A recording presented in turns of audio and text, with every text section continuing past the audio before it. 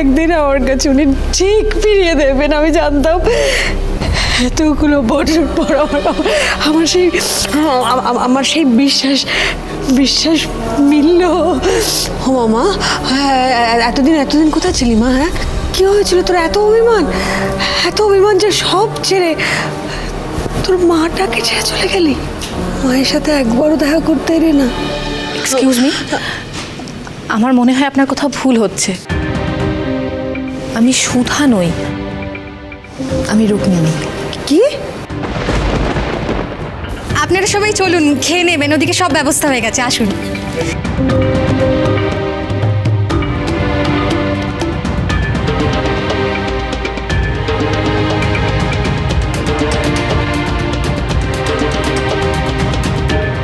দাঁড়াও।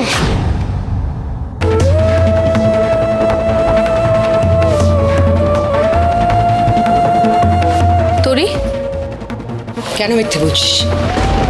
কেন মিথ্যে বলছিস? নিজের মাকে কেন মিথ্যে বলছিস? আমি মিথ্যে কেন বলবো? আমি যা বলছি সত্যি বলছি।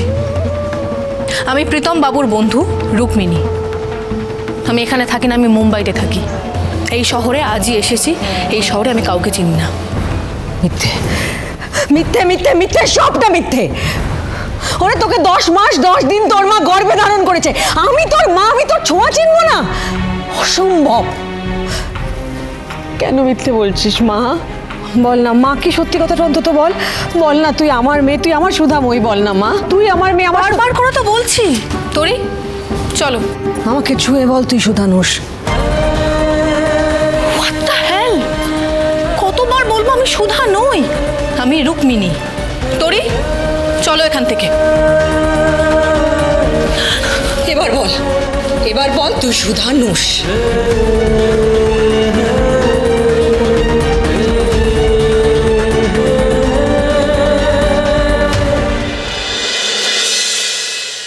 পিকলু, পিকলু কোথায় তুই? আমি সারা ঘর খুঁজে না। পিকলুকে দেখেছো কোথায় গো? আমি খুঁজেই পাচ্ছি না। পিকলু নিচে নামলি কেন? শোন না, তুই ঘরে চল, আমি তোকে খাইয়ে দিই। আমি পাঠিয়ে দিচ্ছি তো জল খাবার। যা। মিজুমা, আমার খাওয়ার সময় নেই। আগে পিকলুকে খাইয়ে তারপর তো আমি খাবো।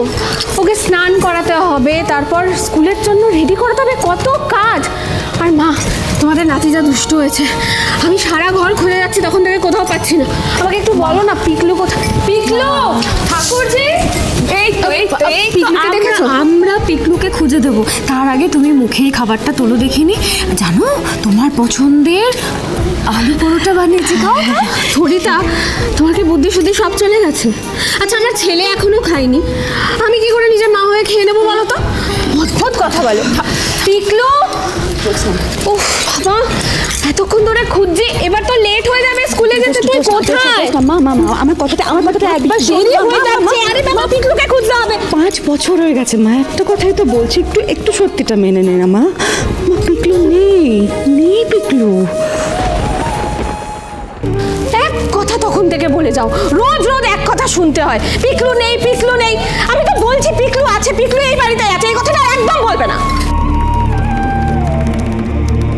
যা বলছি তুই শুনতে পাচ্ছিস না? না, আমি বলছি তো পিকলু নেই। বোঝার চেষ্টা কর, মানার চেষ্টা কর সত্যিটা। পিকলু জন্মের সময় তোকে ছেড়ে চলে গেছে।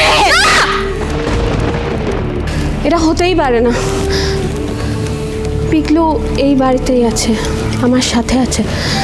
পিকলু এই বাড়িতেই আছে।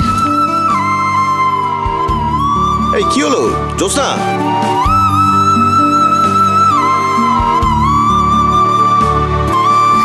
ওকে এইভাবে কথাটা না বললেই পারতে। কিভাবে বলবো মা? কিভাবে বলবো বলুন না? আমি সত্যি বলছি মা, আমি আর পারছি না। আমার ছেলেটার মুখের দিকে তাকাতে পারছি না, আমার মেয়েটার মুখের দিকে তাকাতে পারছি না। কি হয়ে গেল? সবার জীবনটা একেবারে ছাড়খাড় হয়ে গেল মা।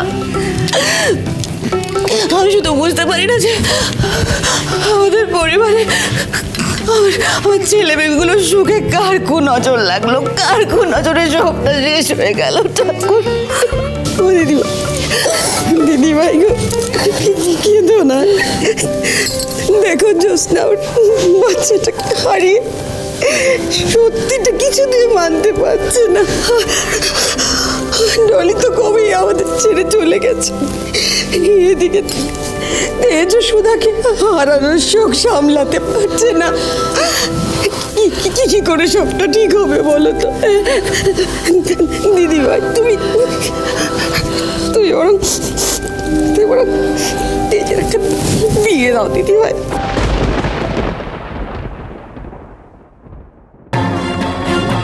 আন্টি আন্টি প্লিজ, আপনি শান্ত হন। এভাবে ওকে প্রেশারাইজ করছেন কেন?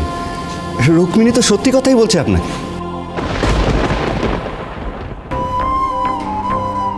পারলি না তো সুধা? নিজের মায়ের চোখের দিকে তাকিয়ে মিথ্যে বলা যায়, কিন্তু মেয়ের দিব্যি দিয়ে মিথ্যেটা বলা গেল না। প্রীতম, এসব কি হচ্ছে? Why is she bothering me? উনি তখন থেকে আমাকে বিরক্ত করে যাচ্ছেন। আমি তো বারবার বলছি আমি আপনাকে চিনি না, আমি আপনাকে আগে কখনো দেখিনি। তোরি, তুমি সকাল থেকে কিচ্ছু খাওনি, এসো আমার সাথে। মাম্মা মাম্মা, তুমি কেন বললে যে দিদানকে তুমি চেনো না? দিদান তো কষ্ট পেল। আমি কি আর দিদানকে দেখবো না? আমরা কি দিদানের কাছে যাব না মাম্মা?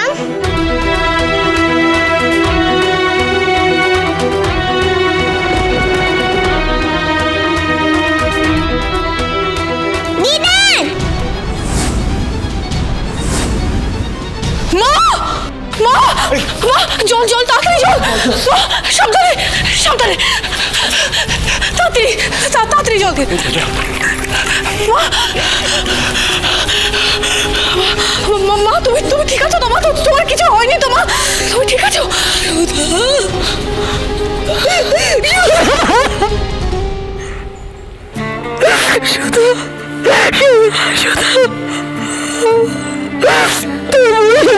তোকে ছাড়া কত কষ্ট হয় তুই বুঝিস না।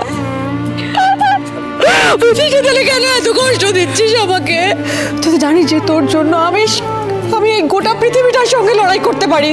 তাহলে কেন এরকম ভাবে আমাকে একলা ফেলে চলে গেলি? কেন একবারও ভাবলি না আমার কথা? একবারও ভাবলি না তুই আমার কথা? আমার ফেরার আর কোনো উপায় ছিল না মা। ফেরার সব রাস্তা বন্ধ ছিল। বন্ধ কেন হবে? আমি আছি তো। তুই তো জানিস যে আর একটা মানুষও যদি তোর পাশে না থাকে, তোর এই মা শক্ত করে তোর হাতটা ধরে থাকবে। তোকে কোনোদিনও তোর মা ভুল বুঝবে না, এটা তুই জানতিস। সেই জন্যই তো যখন আমার চারপাশে প্রত্যেকটা মানুষ বলেছে যে আমার সুধা আর নেই, আমি বিশ্বাস রেখেছি। আমি জানতাম তুই আছিস, আর তুইও তো আমার আশেপাশে থেকে আমাকে সেই বিশ্বাসটা দিয়েছিলি।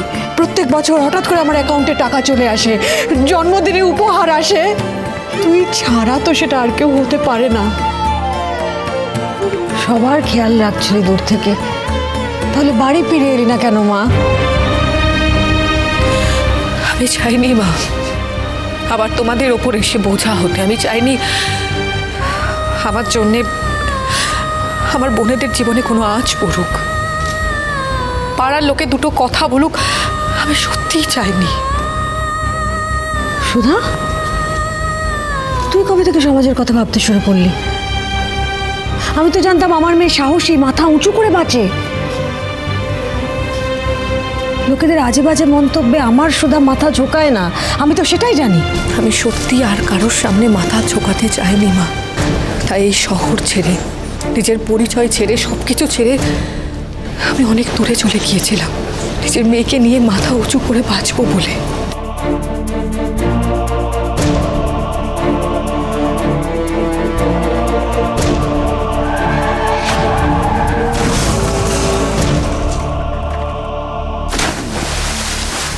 ওই ভয়াবহ অ্যাক্সিডেন্টের পর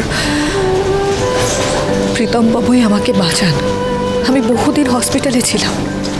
আমি তো ভেবেছিলাম আমি বুঝি আমার সন্তানকে হারিয়েছি, কিন্তু না, ভগবান সব সুখ আমার কাছ থেকে কেড়ে নেননি মা।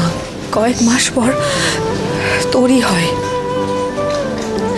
আর তারপর প্রীতম বাবু আমাদের সাহায্য করেন। উনি আমাদের পরিচয় দেন। এখন আমি নিজের একটা কোম্পানি খুলেছি, একটা ইভেন্ট কোম্পানি। দেশের যত বড় বড় ইভেন্ট কোম্পানি আছে তার মধ্যে আমার কোম্পানিরও নাম আসে মা। সবটা সম্ভব হয়েছে তোমার আশীর্বাদে আর প্রীতম বাবুর সাহায্যে।